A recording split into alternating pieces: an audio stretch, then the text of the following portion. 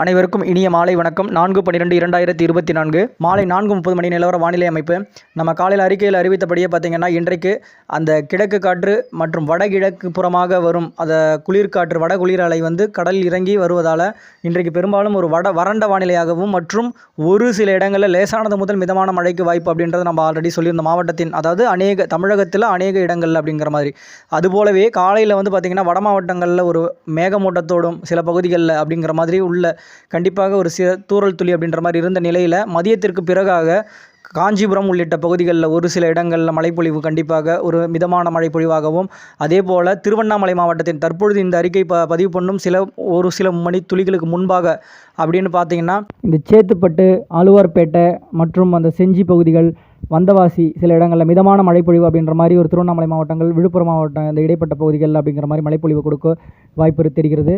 அதுக்கப்புறம் பார்த்திங்கன்னா தஞ்சாவூர் மாவட்டத்தில் கிட்டத்தட்ட பார்த்திங்கன்னா இந்த பட்டுக்கோட்டை பகுதிகள், புதுக்கோட்டையின் கந்தர்வக்கோட்டை சில அந்த பகுதிகளில் ஆங்காங்கேவும், முத்துப்பேட்டையில் திருவாரூர் மாவட்டத்தில், அதாவது அந்த டெல்டாவின் சில பகுதிகள் என்று நம்ம அறிவித்திருந்தோம். அதுபோலவே இப்போ ஆங்காங்கே ஒரு சில மிதமான மழை அப்படின்ற மாதிரி, அதாவது இது சில மணி நேர மழைப்பொழிவு அப்படிங்கிற மாதிரி தான். அப்படி ஒரு மழைப்பொழிவு கொடுத்து கொண்டிருக்கும் இந்த வேளையில் வரும் மணி நேரங்களில் கண்டிப்பாக மழைப்பொழிவானது கடலோர மாவட்டங்களில் ஓரிரு இடங்களில் கண்டிப்பாக இருக்கும். அதாவது சென்னை முதல் கன்னியாகுமரி வரை அப்படின்ற மாதிரி ஒரு மழைப்பொழிவை எதிர்பார்க்கக்கூடும். ஏன்னா இந்த நிகழ்வு, அதாவது வளிமண்டல சுழற்சியின் காரணமாக ஓரிரு இடங்களில் மழைப்பொழிவு இருக்கும் என்றது சொல்லியிருக்கிறது தான் கடலோரங்களில்.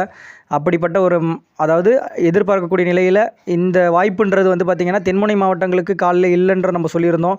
அதற்கும் ஒரு சாதக சூழல் இருக்கிறது அப்படின்றது நான் இப்போ அறிவிக்கிறேன். அது சிறு மாற்றமே, அதாவது அந்த மாவட்டத்துக்கு இல்லாதது கூட இங்கே கூட வாய்ப்பு இருக்குது அப்படின்ற ஒரு சூழல் தெரிகிறது. அப்படி பார்க்கும் பொழுது தூத்துக்குடி மாவட்டத்துக்கு கூட ஒரு சில இடங்கள்லையோ, திருநெல்வேலி உள்பகுதிகளில் அப்படின்ற மாதிரி ஆங்காங்கே ஓரிரு இடங்களில், ஆனால் பரவலான மழைப்பொழிவு கிடையாது, ஆங்காங்கே அப்படிங்கிற மாதிரி ஒரு மழைப்பொழிவாக விருதுநகர் மாவட்டத்தில் கூட எதிர்பார்க்கக்கூடிய ஒரு மழைப்பொழிவாக, அப்படியே பார்த்திங்கன்னா மேற்கு தொடர்ச்சி மலை மாவட்டங்களில் ஓரிரு இடங்கள் அப்படிங்கிற மாதிரி ஏதாவது மழைப்பொழிவு கண்டிப்பாக வாய்ப்பு தெரிகிறது. இப்போ திருச்சி நள்ளிரவில் அப்படியே ஆச்சு, அதாவது இரவுக்கு பிறகு அப்படின்ற மாதிரி பார்த்திங்கன்னா மாலைக்கு பின் இரவு திருச்சி உள்ளிட்ட உள் மாவட்டங்களில் ஆங்காங்கே அப்படிங்கிற மாதிரி, கரூர் உள்ளிட்ட சுற்று வட்டார பகுதிகளில், நாமக்கல் ஆங்காங்கே அப்படிங்கிற மாதிரி ஒரு மழைப்பொழிவு. நாமக்கலுக்கு எட்டி பிடிக்குமான்றது தெரியவில்லை. கண்டிப்பாக கரூர் மாவட்டத்திற்கு மற்றும் திருச்சி அந்த முசிறி மற்றும் அந்த மணப்பாறை போன்ற அந்த பகுதிகளில் அப்படிங்கிற மழைப்பொழிவு வாய்ப்பு தெரிகிறது. இதுபோல் மழைப்பொழிவுன்றது அடுத்தடுத்த நாட்களிலும் இருக்கிறது.